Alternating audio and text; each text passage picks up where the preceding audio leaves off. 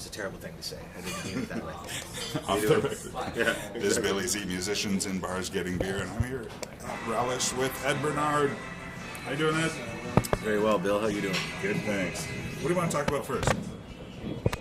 I don't know. I guess the most important thing would be to talk about our latest album, Second Sound. Absolutely. Okay, well, you want to... I asked Peter Murray about it, and I said, go, from concept. Yeah, okay, well, the album's been out for, I guess, a little over 2 months now. Yeah, a little bit over 2 months now. It's being very, very well received. We actually sold out of our first 1,000 in about 6 days, which seems like small numbers because I still think of the pre-2000 numbers, like the 1990s and earlier when, bands were selling millions of records. Not that I expected that we'd sell millions of records, but these days selling 1,000 records is, in a week is a fairly big deal. That's awesome. So that's great. All the reviews are coming back really good. The most important thing, I guess, let me say that again. All of the reviews are coming back very positive. Most important, I think we're really happy with it. I know, especially compared to the first record, which I'm very proud of, I found that I couldn't listen to that record after it was done for a couple of different reasons. But this record, I listen to it all the time, and I think I can speak for all the boys in the band, and I think they do too. And we just recently started rehearsing it, and it's just a blast to play. As cliche as that might seem, sounds great. Well, thank you. I think it's a good record. I would buy it. That's great. I mean, I'd buy 10 or 12. Kidding. So tell me about your favorite part of making it. Was it the studio time with the guys? Was it writing it? You know what? Now that you mentioned the studio time with the guys, the fact that we did definitely make a big effort to track it as a band and keep as many of those performances and definitely the energy. I mean, we did keep all of the drums and bass tracks that were performed live, and we were all together in the studio. You can see that documentary that we did. The T-Mac guys were nice enough to do, Steve and Terry. Good guys. Yeah, great guys. I mean, that's actually us tracking the music. We did it over the course of 2 different weekends. I mean, there was overdubs, and we played to the demos that I did, which were gridded and had some of my guitar parts and some things to keep us going, keep us on track while we were tracking. And then we all respectively did overdubs afterwards. But it definitely changed the whole vibe of it. It has a much more open and much more live feel. So that was a great thing to do, and it sort of brought us together more as a band too. Other than that, I think the most satisfying time for me is when I can finally sit back and just listen to it from beginning to end after it's been mixed and mastered. That to me personally is the most satisfying thing, because there's no way to really sort of tell how you're going to feel about it until you can take that time and just when you're not worried about a hi-hat level or if your guitar solo is too long or things like that, right? But yeah, so when I first got to sit back and listen to it, I was smiling a lot. Now I'll have a sip of my fine Bose Lug Tread. Thanks for that. Cheers. We need to do like a big Christmas promo. So then tell me a bit about the writing. Well, 4 of the songs, I pretty much wrote everything, all the music, all the lyrics. One of them, actually, the first song on the album, "An Answer Dreaming," I had for a couple of years now in various forms.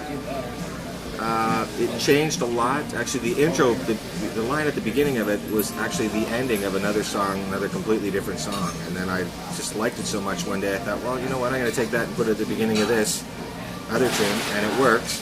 The song that I had kicking around for a long time.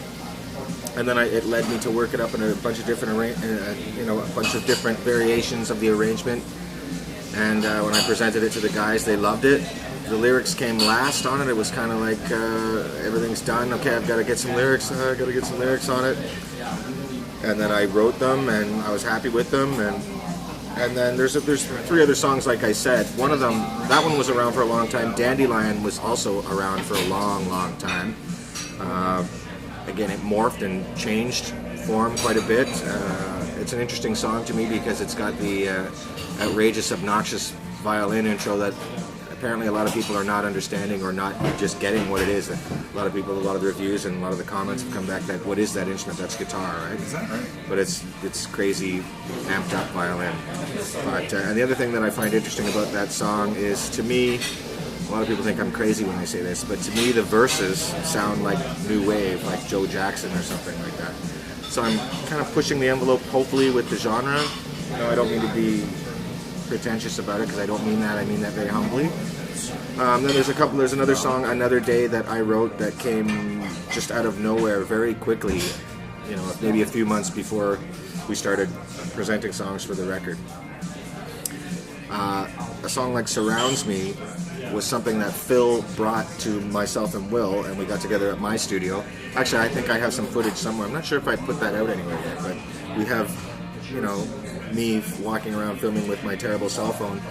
We have me walking around filming with my cell phone, actual stuff that ended up on the song. Wow. So stuff that, because I have a studio myself, so I made sure that all the lines were running correctly, that we had reasonable sounds.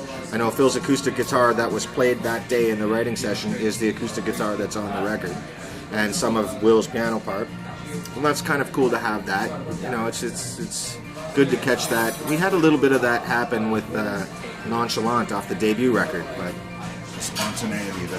We didn't end up. Actually, this is one of the reasons why I sort of changed the way I do work when we get together and write, because we did a great version of that song, Nonchalant, but I didn't really spend the time to make sure everything was mic'd up correctly and everything was really great. So consequently, the sounds just weren't. While they were okay, they weren't really good enough. You know what I mean? Like, so we ended up not being able to use any of the things, so we had to do it over again. I mean, it worked out great, but so that consequently made me think, okay, next time that's not going to happen, right? So it didn't happen this time. So we ended up being able to keep some of the tracks, which is great. So like I said, that was myself, Will, and Phil getting together and writing, and we did that a ton on the first record and also a lot on this record too. And that could be anything from Will having an idea or Phil having an idea. They come to my place and, you know, I bash ideas off them and they bash them off me, and then I record a demo of it. Usually what happens after that is I'll whip it into some sort of shape and then send it around, and you know, then the comments come flooding in one way or the other, right? Will stepped up to the plate in a big way with this album. He had the intro and the outro and some of the other parts.